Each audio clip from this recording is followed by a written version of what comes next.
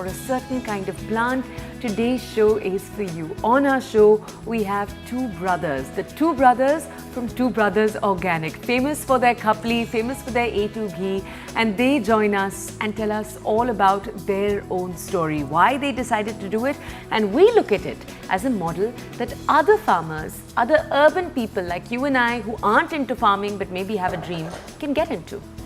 What are we looking at? This morning we're going to catch up with Mandira Bedi. Now, we've known several faces to her. We know what she does professionally. We know the huge fitness icon she is in the country, but she's also co-founded a mental health or a wellness platform online. There's a very interesting thought that's gone into it. What's her story there? How personal is this issue to her life and her journey? We will ask all of those questions later this morning on The Breakfast Club. But first up, a quick check of what we've covered for you the next 1 hour. We start with the two brothers on the several secrets to farming success. Remember, they quit their corporate jobs. They then went back to their farms in Maharashtra. You've heard of kapli atta, you've heard of A2 ghee, and we will talk about their dream that no longer is dream, it's a reality which everyone wants to follow, replicate. Two brothers, 50 countries, one organic vision. The two brothers join us on The Breakfast Club this morning.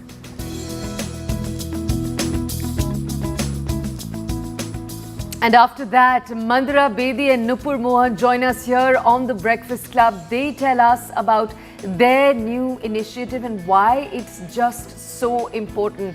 We talk so much about fitness, but here on The Breakfast Club, we like to talk about mental health and what you can do for it. Mandira Bedi opens up about her own journey. The fitness icon who now champions the mind tells us about what it's taken her. The spotlight is on strength, grief, and getting help. And there's a verbal spat that is going viral on social media. This is Indian coach Gautam Gambhir facing off with the Oval curator Lee Fortis ahead of the final test. We saw the Indian coach clashing with him. Those visuals on your screens pretty much telling the entire story.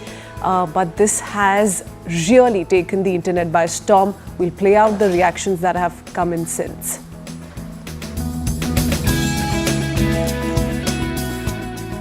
Well, in India, farming has always been life-sustaining, but rarely has it been seen as aspirational. For decades, the goal was to move away from the farm, not back to it. But in recent years, something has seemingly shifted in urban India. It's a quiet longing to grow what you eat, to build something slower, to build a life for yourself that's more rooted. This morning, we're with two brothers who didn't just follow that instinct, they turned it into a thriving business. What started as a passion project more than a decade ago is now a 200 crore ARR organic farming brand with loyal customers across the country and beyond. Their journey wasn't about escaping the system. It was, as they say themselves, about reimagining it. And in doing so, they've helped make farming and OG Desi products like kapli atta, like ghee, cool once again. So yes, our guests on The Breakfast Club this morning are the founders of Two Brothers Organic Farms. They're proof that going back to your roots can be a forward-thinking move. We hope they're a template for you as well. Thank you, Satyajit and Ajinkya. We finally do have the two brothers with us together here in the studio, and we're going to really take in all the scoop, the inside scoop on how this works and what's really in it in terms of India's future. So, Satyajit, let's begin with you. Take us back to where your journey began. Everyone's really excited to know all about it. How did you go sustainable, organic, regenerative farming all together, and you've reached where you've reached today? Tell us how it began. Awesome. So, we both are farmers' sons. Yeah. We were born in the small village called Bodhani. It's on the outskirts of Pune. And our parents put us in a boarding school. So literally from KG till PG, we studied in a boarding school. And the idea was never come back to the farm and the village, because there is no future in farming and there is no so-called social respect in a farmer. So we studied. I did my MBA, both of us from Pune University, and then got working. I was working with Citibank for some time. And then I think 4-5 years in the job, this existential crisis hit. And we did spend a little time during our holidays on the farm. So we always loved that time. And then when it came to what should we be doing, for the rest of our lives, this idea of farming popped up. Because we loved it. There was no idea of creating a brand or a business around it. It was about going and spending time and just being in the farms and growing food. And that's how we got into farming. Once there, we realized that the so-called conventional practices are not sustainable, and this is something we cannot take going forward. So we, researched and then figured out what is sustainable practices, regenerative organic practices, and we started doing, those practices on the farm. And then later, to keep the farm economically viable, is when the brand was born, so that we could sell the produce at the right price, like I always say, the right price of good food. And that's how the brand and the business was born. So you've done a beautiful job with that last part now. Yeah. Everyone knows Two Brothers, and we're going to ask you more about that in a second. But first, I just want to ask you a little bit, we want to go back. So Ajinkya, tell us, that question, of moving, did you move your families with you when you made this change, this big shift? Understanding the financial cost of this big shift for your families. Today, tell us, there's still a question. How much money do people make when they're quitting jobs as fancy, frankly, as banking and making this big shift in their lives? It's a tricky question. So how did you navigate that? What were those discussions with your family like? Is there money in this now? Yes, but then tell us. Super. So when this happened, both of us were married. And I think before taking the call, we had been discussing this while we were doing our jobs for a long time. And finally, I quit my job 2 years after which he followed. So back lock, stock, barrel, we thought, if you're doing this, let's do it. Whole hog. Correct. No plan B. So we got into it with the families, and like I said, initially there was no objective of creating a brand or a business around it. Just a stronger sense of purpose. We were doing our jobs and we thought, no fun doing this. Let's do something with a stronger sense of purpose, and that's how we got into farming. And did pure farming for the first 4 years. Economics, the intention was just to break even or turn green. Okay. And we realized, while doing farming, that selling to the local mandis or the sugar factories, the crops that we were growing, and that's why we were not getting the right value for the produce. So in terms of the economics, I think it wasn't making great sense. We weren't turning green for the first 4 to 5 years. And the problem did not lie with the productivity of farming. It lied more on the marketing side or more on getting the right value for the produce. But how did you identify that, okay, this is where we can work, and this other part we're doing perfectly well? What was that like? Correct. So we were growing all crops. We sold the fruits and vegetables to the APMCs, Agriculture Produce Marketing Committees. The sugar cane that we were growing went to the sugar factories. We experienced the rate out there. We experienced the rate with the APMCs. The grains went to the traders. We experienced the price structure out there. After having seen this for 3 to 4 years, we realized that the problem was not productivity. I mean, we were doing good out there. But at any of these places, we were not getting the right value. That's when it was very evident that we'll have to solve for the marketing side of it. It's like riding a bicycle. With one pedal on the farming side, one pedal had to be on selling our own produce. That's when the cycle would balance, and we could continue doing farming. So Ajinkya essentially takes care of operations, compliance, ops, right? Ops and finance. Right, yeah. And you take care of the marketing side The of things. marketing How did you guys and growth decide side. who's going to pick what? Who's better at what? What's the story there? No, I think it was very natural because, I had an interest in telling stories a lot. And As we all know. yeah. And he has a strong interest in execution at the back end and managing nuances and figuring out how the machinery moves at the back. So we just took to what we were good at, and that became, now we are defined as per that. But it's yet a little fluid also. So sometimes when I am a bit busy in other stuff, he takes over the cap of marketing. He will travel to trade shows and stuff and try doing that. And when he's absent from the back end, I sometimes try to give some insights, which I'm not good at the back end, but yet, I try to do that. But yeah, that's how I think about it. Was this a huge, tool with both of you all, given that you were two people, you know, common vision, shared goal, two people? Because a lot of times when people want to start something of their own, the one question that comes to their mind is, can we trust our baby, our project with someone else, or wholeheartedly give it to them with a shared vision of how the execution part could go? Was this a huge plus? Yeah, it was absolutely a huge plus. I'll tell you why more so ever, because when you're taking a plunge into entrepreneurship, there's a lot of risk.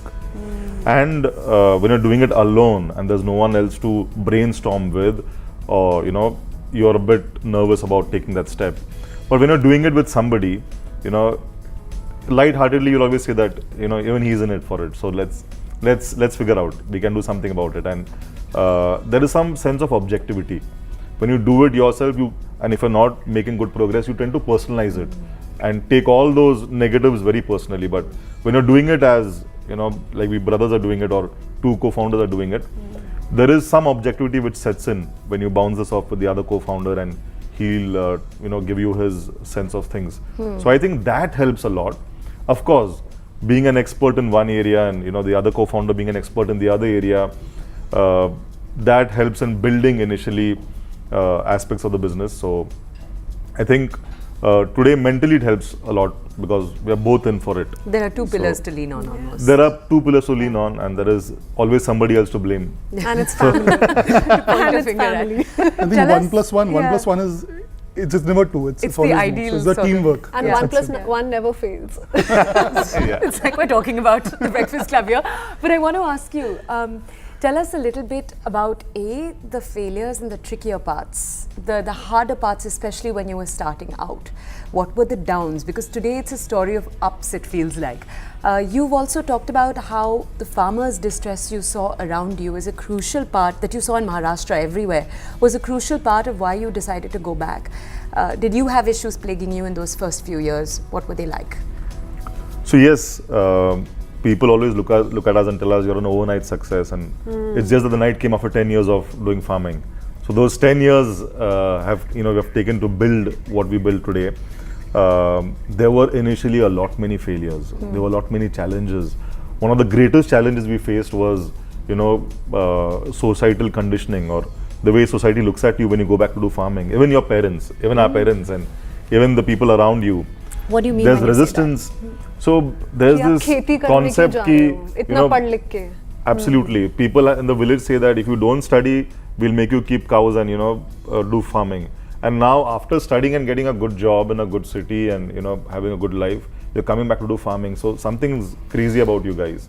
So that kind of, you know, people are looking at us from that kind of lens, and that was very difficult to work against or work with. So that was a challenge out there.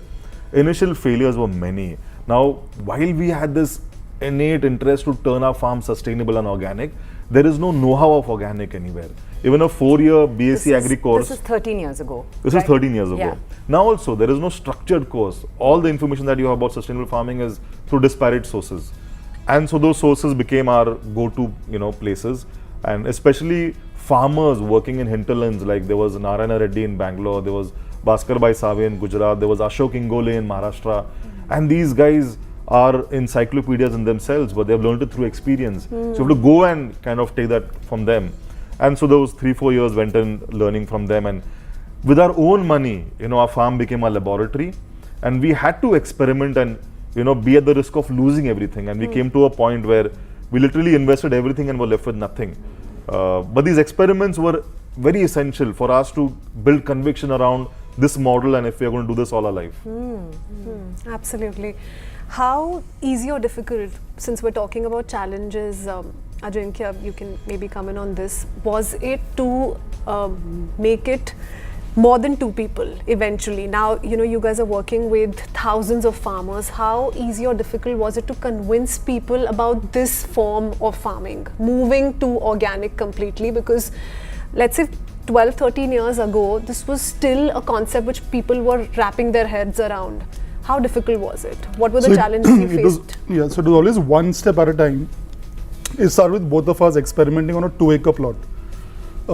We got our learnings out there. For the first 2 years, all the experiments with the cows, with the intercropping, composting, the different farming techniques that we were experimenting on. The 2 years we tried it on our own farm. We then expanded that to another 5 acres on our own farm. And then when we started getting success with this, we had a lot of people coming and visiting the farms. So there was never an intent to reach out to any farmer and to educate him or to convince him to do organic farming. That was never the intent. It just happened organically. People came, they started seeing what we were doing. And then those who were very interested, we just kind of vibed with them, synced with them, and started working with them. That's how in the initial years it grew. But then COVID struck in 2020. That's when, so COVID worked as a catalyst for anything around good food, immunity, farming, no chemicals. And that's when we saw a lot of traction of people wanting to go organic on both sides, on the consumption side and also on the farming side. And then we started putting up a structure around it. So today we have a team of close to 12 FRMs is what we call them, Farmer Relationship Managers. These are all BSc, MSc Agri students with 6-7 years of experience. And then with this team, we help the farmers to grow organic. So the seeds, indigenous seeds, the practices involved, biological insecticides, pesticides. But yeah, it started with just a 2-acre plot, and both of us doing it for ourselves. Just trying to have some fun. It's clear you guys are still doing that. I want to ask, khapli aata ke bina baat kiye hue this interview will not have really gotten into its flow. Just want to tell our audience that when we were talking about doing this interview, the amount of people who came forward to us and told us that they have come to you, asked you how to grow khapli atta or other things that you grow, and you have shared that information very, very openly. So India, I think, loves you for that. We've really heard that again and again.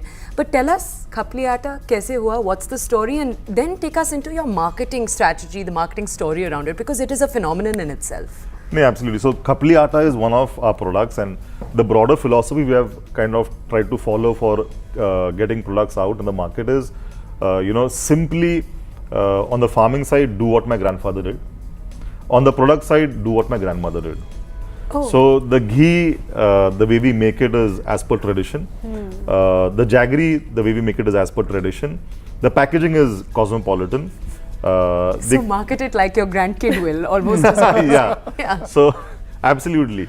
So khapli was it's a variety of wheat which has a history of more than 5,000 years, and it's nearly extinct. It was nearly extinct 10 years back when we started doing khapli.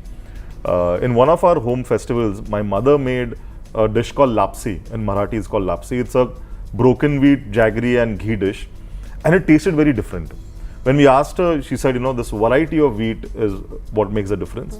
So we took that variety, we got it tested, and we realized that it has 50% low gluten and 50% higher fiber when you compare it with the normal hybrid wheats.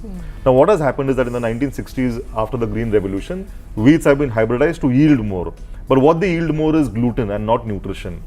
And we realized that that's what's troubling people today, all these gluten intolerances, glucose spikes, and wheat being close to a villain now.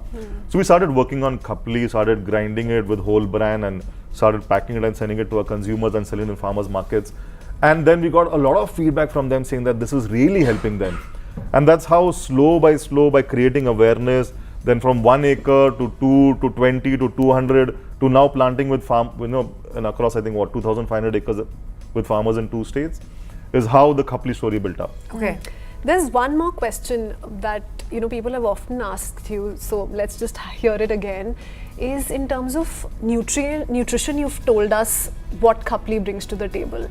In terms of pesticides, etc., that you've spoken of in so many videos of yours, that this is where we're making a difference, this is pesticide free, there's nothing that's been sprayed onto it. How is it that without doing any of those things, khapli atta is surviving the way it's surviving? Because usually for preservation, that's exactly what people are doing worldwide. Yeah, so the reason why they use pesticides is to have a higher yield and not lose the crop to any pest attack. Right.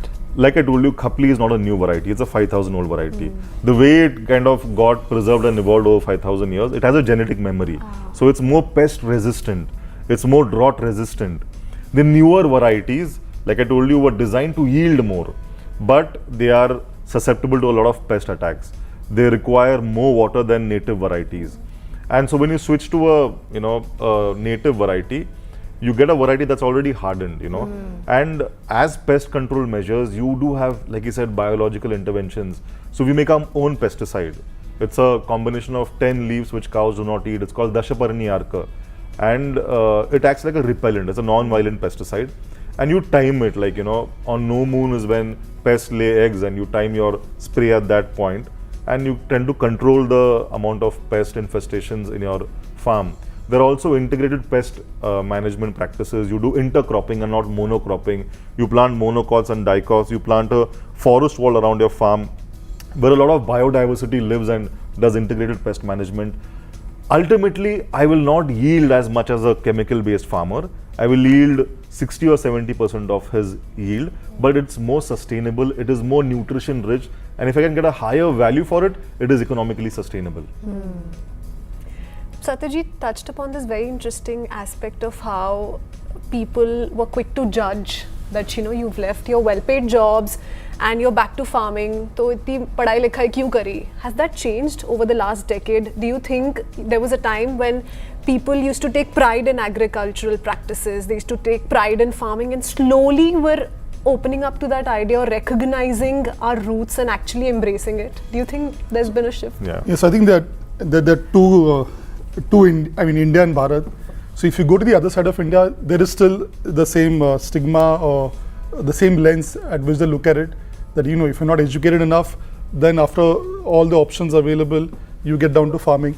That's still there. But having said this, we've seen a lot of people today, especially the educated folks and farmers' children, who are going back to do farming, and they're trying their hands at different food processing products, at branding. There's so many brands on Instagram, Facebook, so many D2C brands that are coming up. So there is a change happening with the newer generation. Because organic anyway is very trendy and it's cool, You sounds have cool. to, you know, you have to that's make it what's sound happened. cool. You have to make it, you know, aspirational. Otherwise, then the youth in farming, farmers' sons who are young, will not aspire to become farmers. So there has to be an element of making farming cool. And one of our campaigns we did 2 years back was let's make farming cool again. So Can we ask you, many people watching this right now, watching the Breakfast Club, are people who have probably tried farming. I feel almost every Indian in their hearts, either, you know, there is land somewhere, or someone has land and they're like, you know, one day I'll go back and farm, or someone has tried their hands at honey, for example. It's really become a thing in the last few years. And so I just want to understand from you, for all of those who are watching from home, who are either farmers who've tried and failed, who hold a dream in their hearts, what's your advice? Where do you see people make mistakes again and again when they first try to set up either their own honey practice or, you know, their own smaller practice of some kind? Where do they go wrong, and what's your advice? So for us, when we switched to farming, we didn't have a background in farming, in the sense we didn't study agriculture. We were from a farmer's family. And I've seen that many people in today's times take to farming and give up very fast. Now farming, the gestation periods are longer. The learning periods are longer. Farming is one of those only subjects where you have a culmination of most of the subjects. There's mathematics, there's physics, there's biology, there's chemistry, there is weather science, there is marketing, there is people management, there is finance management. Yeah. So normally people, like an IT background person, might come in and get overwhelmed by all these aspects and give up very soon. So if you come with from a core of passion to do that, and you're open to learning, then I think farming has a lot to teach you. The period is longer. You might not learn anything in 1-2 years. Minimum 3-4 years is what you have to invest in farming. Do it part-time initially before you leave and do it full-time. Otherwise, you get disheartened very soon. And after that, I think then the ride is enjoyable. You know, you have been making these detailed videos explaining the entire process, be it ghee, be it kapli, atta, any of your products. Where did that come from? When did you realize there is an importance attached to how clearly you communicate with your consumers, and you've also seen a shift in how consumer behavior changes with that? Where did that come from? Was it one of those questions that many people ask, ki organic mein kaise pata chalega organic hai asli ya nahi? Was it that? That came in because fortunately we, while growing up, we experienced both village life and the city life. And we realized that whatever we ate in the village, you know, and the way it was made, it tasted very wholesome. and it gave you energy and it was amazing. But in the city, something felt amiss. So the idea was that why not get this and give it in the, in the branding packaging that's the folks in the city would love seeing it. And that came from there. Even organic items? For instance, if you're going to a grocery shop and picking up something that had an organic label to it, even that didn't really do the magic? That's why you felt the need to sort of...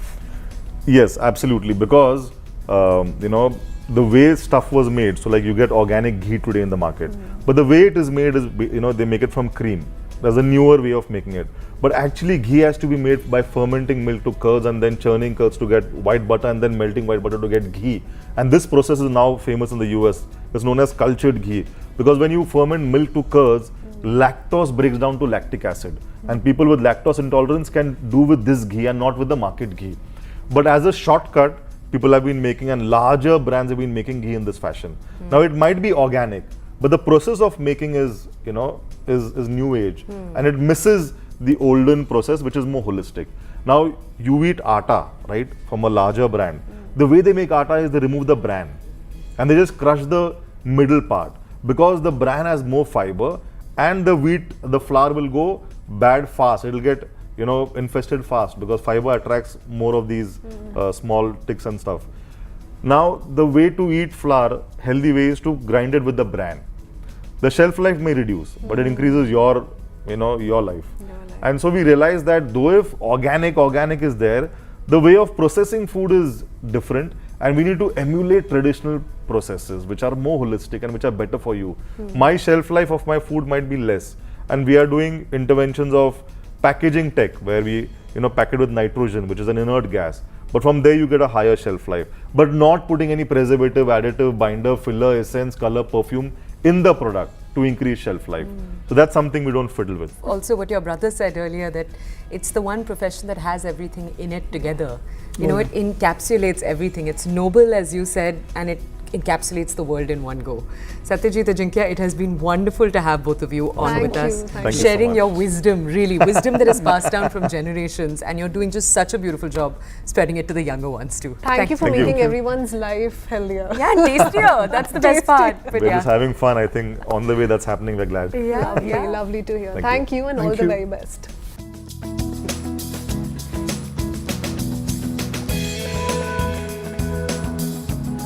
All right, so yes, if you do want to watch the entire interview conversation once again, you can go to our official website and literally catch up on everything that you've missed out on. There are a couple of recipes as well that they're going to drop a hint on. So all of that on our official website. A short break with that. Coming up next are two people behind an online platform called The Full Circle. They focus on emotional well-being and mental health. Mandira Bedi and Nupur join us in just a few seconds. We'll be right back.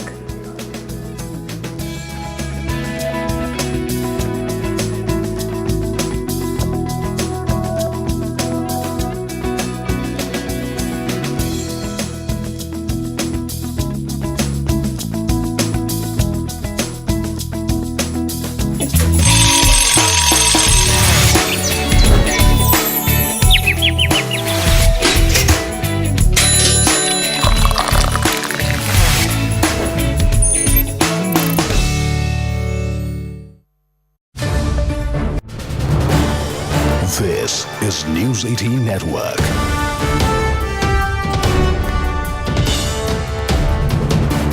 India's largest news network.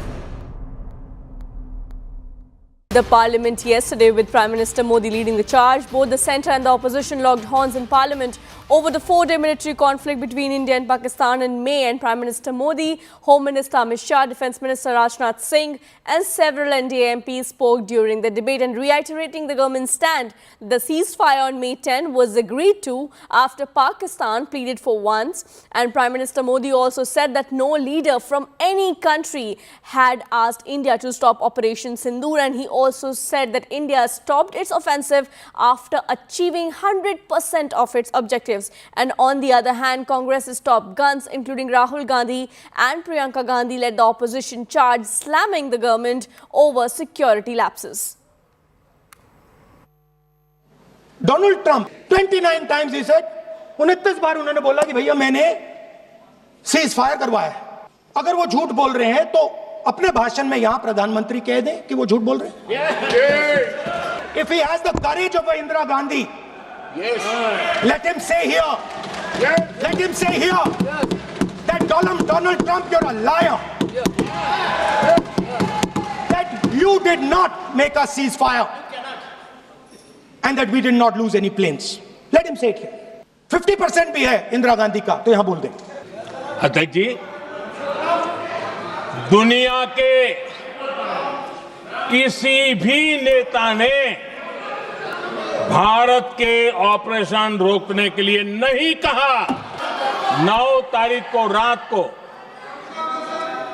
America के उपराष्ट्रपति जी ने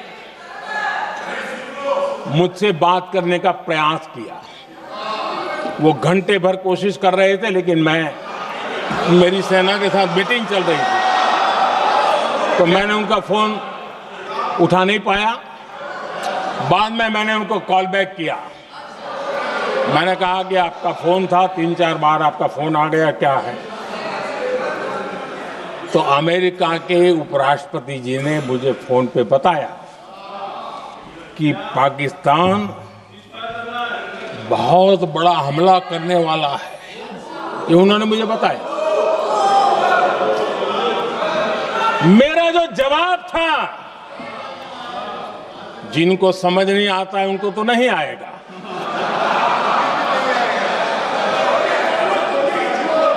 मेरा जवाब था, अगर पाकिस्तान का ये इरादा है तो उसे बहुत महंगा पड़ेगा।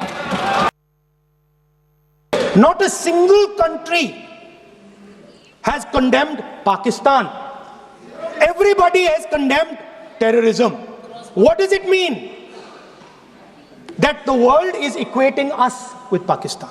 ऑपरेशन सिंदूर के दौरान पाकिस्तान के समर्थन में बयान दिया था। Only 3 countries, क्वाड हो, ब्रिक्स हो, फ्रांस, रूस, जर्मनी, कोई भी देश का नाम ले लीजिए, तमाम देश दुनिया भर से भारत को समर्थन मिला है। लेकिन ये दुर्भाग्य है कि मेरे देश के वीरों के पराक्रम को कांग्रेस का समर्थन नहीं। India's biggest foreign policy challenge has been to keep Pakistan and China separate. And I said here that I am sad to say that you have destroyed the single biggest, most important goal of Indian foreign policy. जब डोकलाम में सैन्य हमारा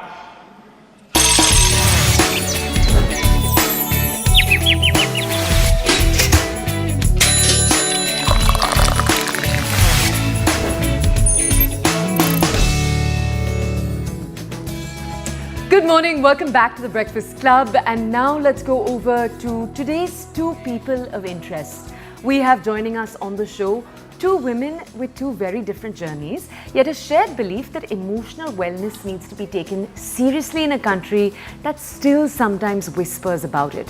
We have joining us Mandira Bedi, who's been many things in the public eye, an actor, an anchor, an author, a fitness icon.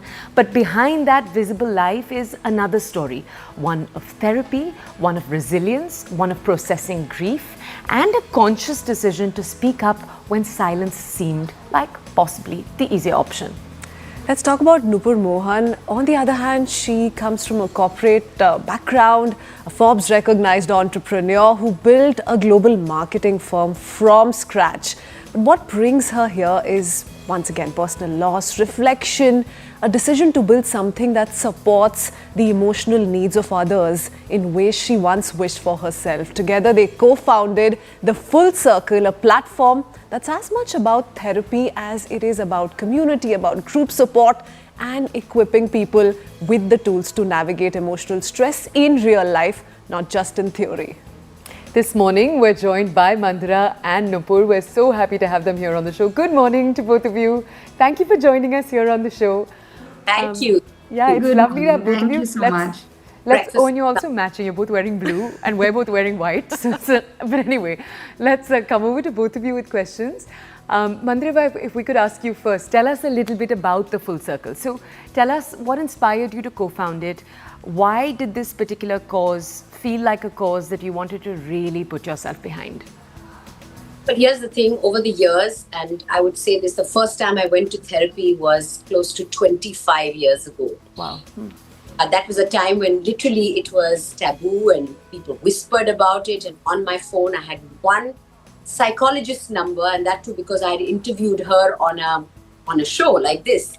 And that's how I happened to have a number on my phone. And when something felt amiss, I decided to go and speak to her. And I'll never forget my conversation with my mom at the end of it when I said, you know, Mom, I went to see somebody. I went to see a therapist. She said, why?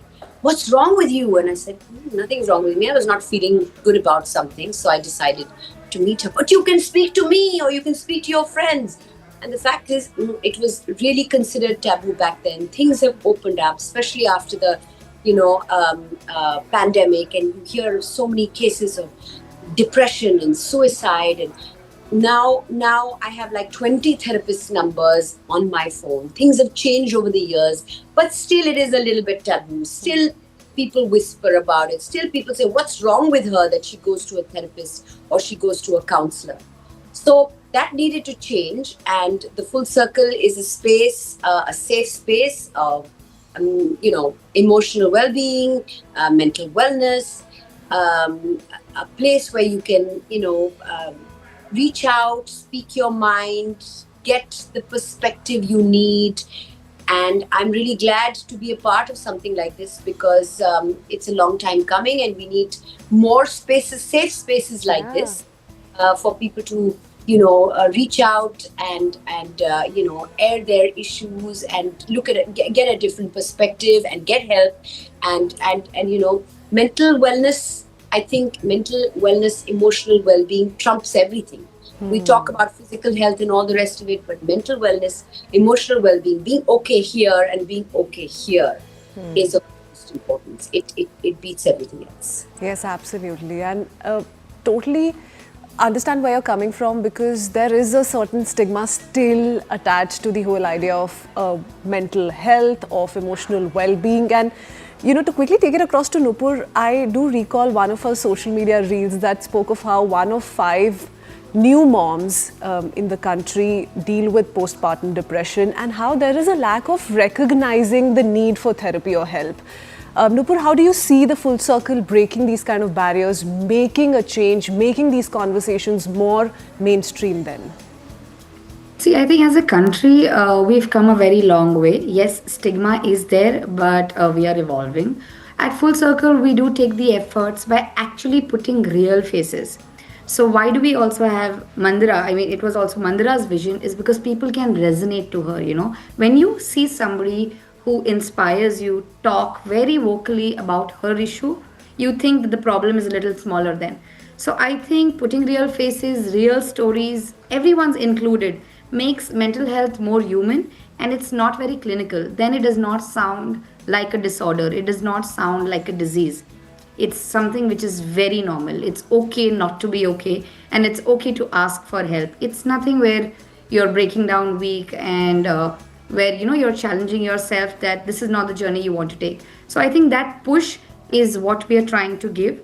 Even the therapists at the Full Circle, you will see people can relate to them, people get attached to them, people are very open. It's not a process which we feel it's an illness. So we are trying to break it there.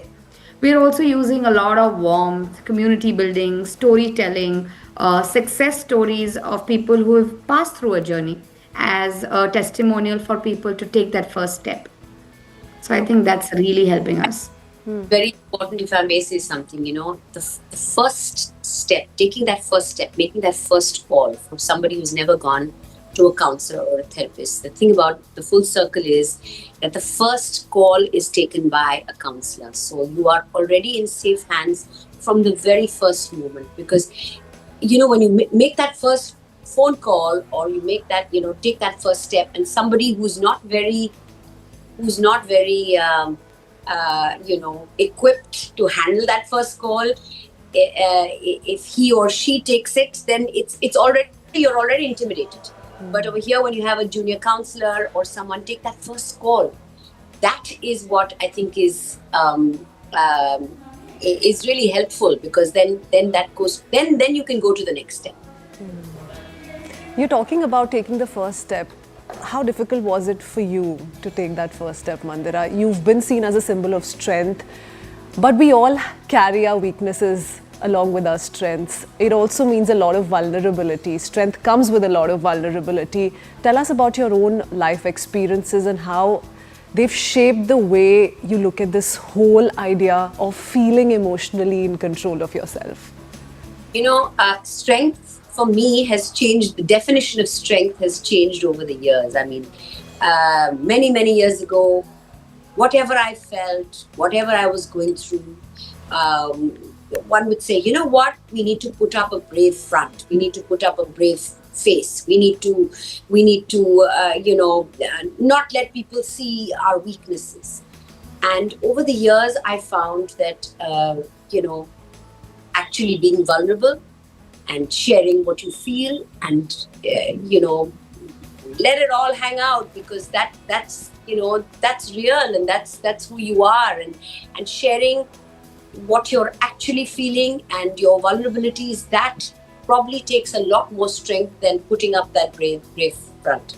So, the definition of strength has changed over the years. And yes, I've gone through a lot, and I've seen a lot in my life, and I've seen the tectonic plates shift from underneath my feet when I lost my husband. I didn't know whether I was coming or going, and I experienced a great deal of grief, and I had to go through what I had to go through. There's you have to find the balance between snapping out of it and moving on, and actually feeling everything and going through everything. Because when it comes to grief, the only way to the other side is through. It is not. There's no bypass. There's no shortcut. So you've got to find the right balance between experiencing, feeling, processing, and taking that decision to move on and take those steps onwards and upwards. So I've seen a lot over the last 30 years of my life being in entertainment, and I've changed over the years, and I care much less about what people think, and I try to be my most authentic self, and that's what's changed, I guess, the most over the years. I love that tension that you spoke of right now when it comes to processing grief, because it is such a real tension, this question of processing and how to process, how much to sit with the pain, for example, and the importance of action in that moment, the importance of locomotion, literally pushing yourself out of it, and just how difficult that is. Thank you for sharing that with us. And Nupur, we'll come to you now to ask you a little bit. Let's go back to Full Circle, because we want to ask you a little bit about how you've structured this. So it is different from other Simply Therapy organizations, because you have group sessions, you have mindfulness workshops, you have psychoeducational tools. We want to ask you how you thought through A, the structure, but B, we want to ask you about the gender aspect of it. Mental health can feel it's a bit of a gendered conversation in that A, most therapists are women. There are not enough male therapists, it feels like, in the field. But B, the kinds of people that are seeking health. We often talk here on the show about how it seems like it's more difficult for men to reach out, young boys to reach out. Why talk about men? Nupur, your thoughts there. Yes, so we do have a segment called Men Unfiltered, where we are actually, right now, gender equality, everything has changed. You will see a lot of men stepping in that parenting role, which was not there before. Right now, you will see a lot of fathers also taking a break once they have a baby, because they want to spend that time. I think there is a shift. Even in therapists, yes, we have a lot of psychiatrists who are men, but it's changing, and people are being very open. And I think we're also absorbing and resonating to the cultures outside. First, asking for help was difficult. Right now, asking for help is nowhere seen as a flaw. It is your first stepping stone to your journey of strength. I'm just saying that, when we started and structured this, we did first have only therapist one on one session, but at times you don't just need one therapist. At times you need a circle. Like imagine having a support group of single mothers. So everyone knows how are they fixing their problems, because everyone's journey is different, but yet the same. They are yet addressing the same issue, that they are parenting the child alone. So that time, community and these groups and circles make a difference. So that time you don't want one-on-one therapy, you want a small ecosystem around you. So we are trying to build that. Many a times it's also, healing is not one size fits all. Healing can be different for you, it can be different for me. So we are trying to see what relates to people and what really helps them recognize that problem early on. Even this whole, you don't need to go to therapy when you're stuck. You can also go to therapy for self-awareness too. Self-love is spoken about on social media. It's very common right now. Do you know that? Are we practicing that? So you don't need to resort for something when you're really down. You can even go when you really want to grow from inwards. So we are working more on community building. We really believe in circles. We really believe in experiences.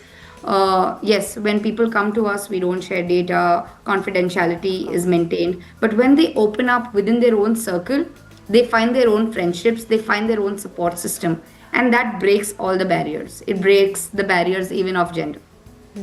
Lovely, lovely that you said that and really highlighted that aspect. Mandira, we are still living in a world which is obsessed with physical fitness. You have been a fitness enthusiast for the longest time, but put the two and two together for us.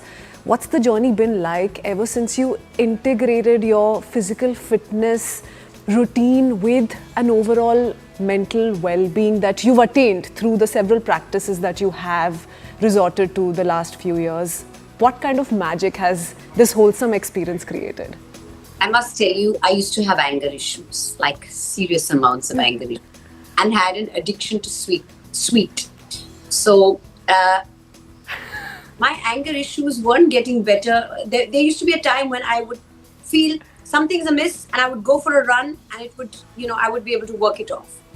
And then sometimes when things feel amiss or you're angry about stuff and a run doesn't work for you, that's when you need to go and address it and do something about it. Because if something feels amiss for a period of time, then you need to do something about it. That's where counseling comes in. That's where therapy comes in. And I realized that, I was in the best physical shape of my life, but, things were not good up here. Things were not good, in my heart. I was not feeling, well-being is complete. Well-being is holistic. Well-being, physical well-being means nothing if you're not okay emotionally and in a good, mental space. So when I physical fitness has been a part of my life since 2008. Ever since I was part of Khatro Ke Khiladi, that's when the bug bit me. But I really needed to work on myself emotionally, on my anger issues, and honestly, I can wake up now in the morning, ready to take on my day because I'm feeling good in my heart. I'm feeling good, emotionally, mentally. So one does not work without the other. You can't be physically fit if you're not mentally and emotionally fit. So I think they're two sides of the same coin, and you can't be well. You can't be emotionally. You can't be well if you're not emotionally and mentally in a good place. So you can have a six-pack, but that six-pack counts for nothing. If you're not feeling it. You're not feeling. I mean, there was this case a couple of years ago. I don't know if you remember. There was this actor called Kushal Punjabi. I used to meet him at the gym. He was fit and good-looking guy. He directed me for one short film as well. And one couldn't imagine there could be anything wrong with his life because he was in the best physical shape probably of his life. And then one December, I'm in Phuket and I get the news that this man has committed suicide. So you can be in the best physical shape of your life, but if you're not feeling good, and if you're not addressed it and not done something about it, none of it counts, friend. So if it's not integrated, then you are not well. And what is the definition of wellness? It's when you're physically, mentally, and emotionally in a good place. You've put it really beautifully, but that journey, I mean, you spoke about this earlier, it's so hard for each of us. And the trickiest thing I think is that it feels like it's a never-ending journey. You know what I mean? Every year there's a new challenge. And we talk about mental health a lot on the show, and we're constantly talking about just how tricky it is. But if we could ask both Nupur and Mandira, Nupur, we'll come to you first. This is the same question for both of you. I just want to ask you, if someone is hesitant to reach out to mental health support, if you could give them a message through our show. And I want to ask you, Nupur, in your answer, if you could touch on the fact that, you know, often they say you can't convince someone has to arrive at it themselves. So what would you say to that someone? Nupur, first you, then we'll come to you, Mandira, after that. Nupur. To begin with, I think, yes, that is true that the calling has to come from within, that there has to be acceptance that there is something wrong and you need help. When you say you need help, I want to say this, that you're not broken, you're human, and it's okay to feel not okay. So even just accepting that yes, you need help and you're not feeling good, you're in. You know, you can then maybe just start. It does not mean that you need to do back-to-back sessions.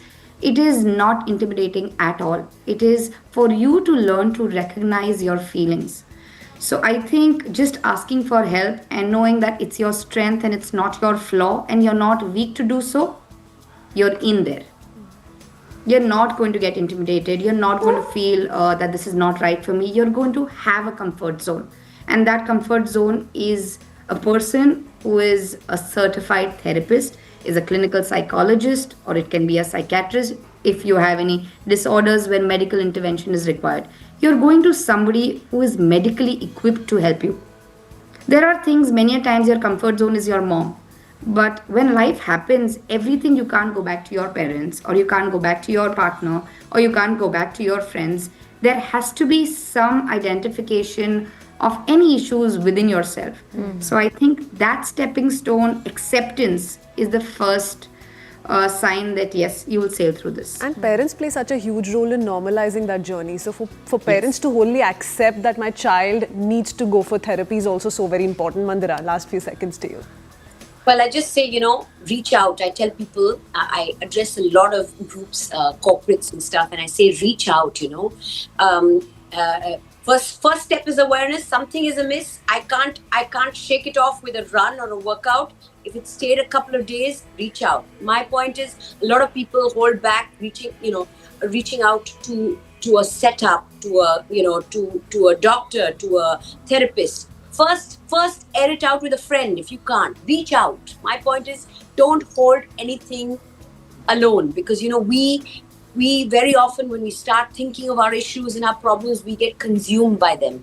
And just airing it out with a friend, B, a therapist who's equipped to help you, it just gives you perspective. It shows you a mirror. It shows you that this entire world is not, you're not consumed by it. You get a little distance. You get a little perspective from what how big you think your problems are, and they're not that big. You can find your way out of anything. So just reach out, talk it out. First, to anyone you can talk it out. And then I find it easier to talk to somebody I don't know, because then you get an unbiased, you get a perspective. Somebody shows you the mirror. People who are your friends will always, give you a slightly biased, will be on your team, will not show you things objectively. So my only thing that I shout from the rooftops is reach out to someone.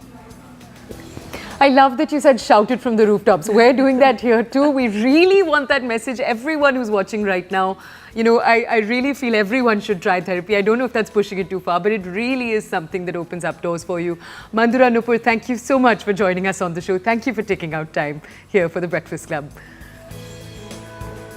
All right, with that, we head into a very quick breather, but we're not done as yet, so we'll see you on the other side of a short break.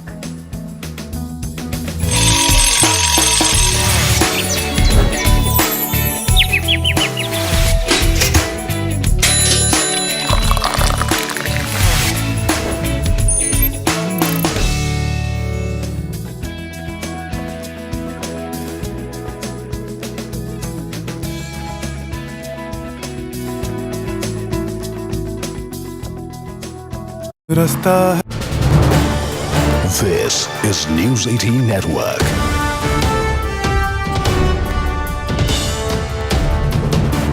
India's largest news network.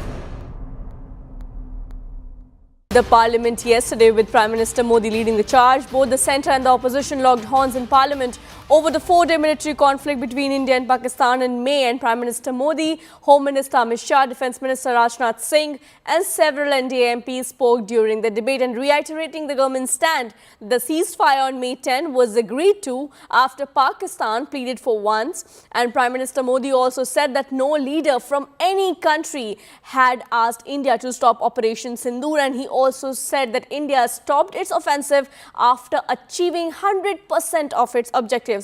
And on the other hand, Congress's top guns, including Rahul Gandhi and Priyanka Gandhi, led the opposition charge, slamming the government over security lapses. Donald Trump 29 times he said, 29 बार उन्होंने बोला कि भैया मैंने cease fire करवाया है. अगर वो झूठ बोल रहे हैं तो अपने भाषण में यहां प्रधानमंत्री कह दें कि वो झूठ बोल रहे हैं. If he has the courage of Indira Gandhi, let him say here, let him say here that Donald Trump, you're a liar. That you did not make a ceasefire and that we did not lose any planes. Let him say it here. 50% भी है इंदिरा गांधी का, तो यहां बोल दें. अध्यक्ष जी,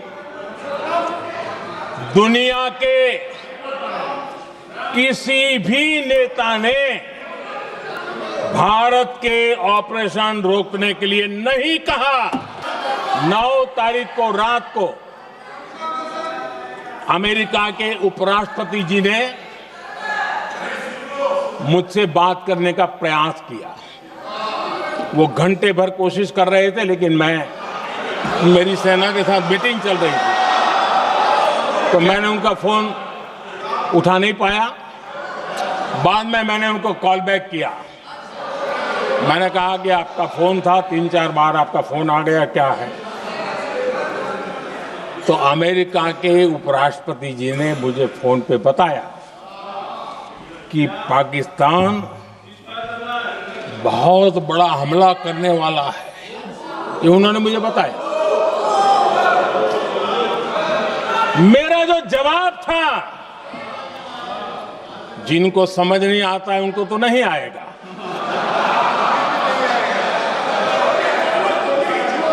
मेरा जवाब था, अगर पाकिस्तान का ये इरादा है तो उसे बहुत महंगा पड़ेगा. Not a single country has condemned Pakistan. Everybody has condemned terrorism.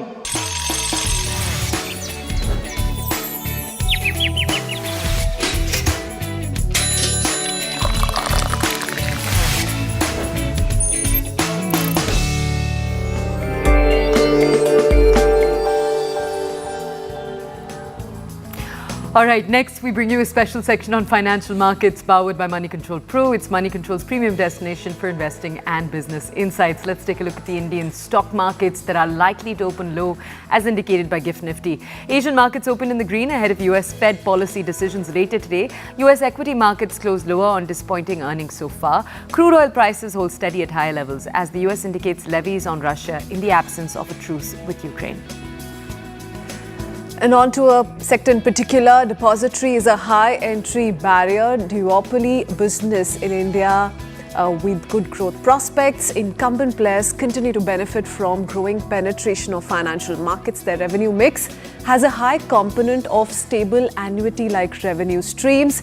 Meanwhile, a fixed cost structure results in higher profit margins as business is also scaling up. So log in to Money Control Pro to find out more about the depository business in India and other actionable insights on markets. It is the premier destination for all the investing views and financial insights you will ever need, brought to you by Money Control.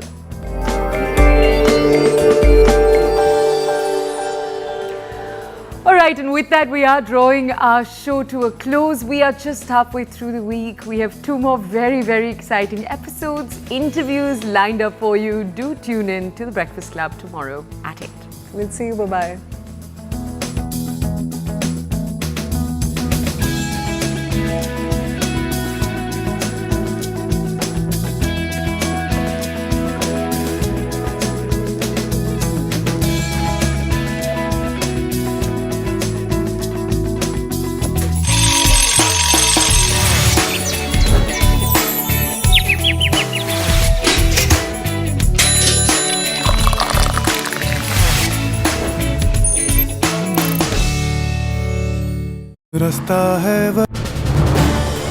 This is News 18 Network.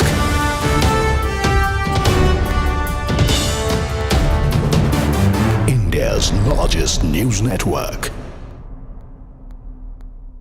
The parliament yesterday, with Prime Minister Modi leading the charge, both the centre and the opposition locked horns in parliament over the 4-day military conflict between India and Pakistan in May. And Prime Minister Modi, Home Minister Amit Shah, Defence Minister Rajnath Singh and several NDA MPs spoke during the debate and reiterating the government's stand. The ceasefire on May 10 was agreed to after Pakistan pleaded for once. And Prime Minister Modi also said that no leader from any country had asked India to stop Operation Sindoor, and he also said that India stopped its offensive after achieving 100% of its objectives. And on the other hand, Congress's top guns, including Rahul Gandhi and Priyanka Gandhi, led the opposition charge, slamming the government over security lapses. Donald Trump, 29 times he said, 29 बार उन्होंने बोला कि भैया मैंने cease fire करवाया। अगर वो झूठ बोल रहे हैं तो अपने भाषण में यहां प्रधानमंत्री कह दें कि वो झूठ बोल रहे हैं। If he has the courage of Indira Gandhi, let him say here. Let him say here that Donald Trump, you're a liar. That you did not make a ceasefire and that we did not lose any planes. Let him say it here. 50% भी है इंदिरा गांधी का, तो यहां बोल दें। अध्यक्ष जी, दुनिया के किसी भी नेता ने भारत के ऑपरेशन रोकने के लिए नहीं कहा। 9 तारीख को रात को अमेरिका के उपराष्ट्रपति जी ने मुझसे बात करने का प्रयास किया। वो घंटे भर कोशिश कर रहे थे, लेकिन मेरी सेना के साथ मीटिंग चल रही थी, तो मैंने उनका फोन उठा नहीं पाया। बाद में मैंने उनको कॉल बैक किया। मैंने कहा कि आप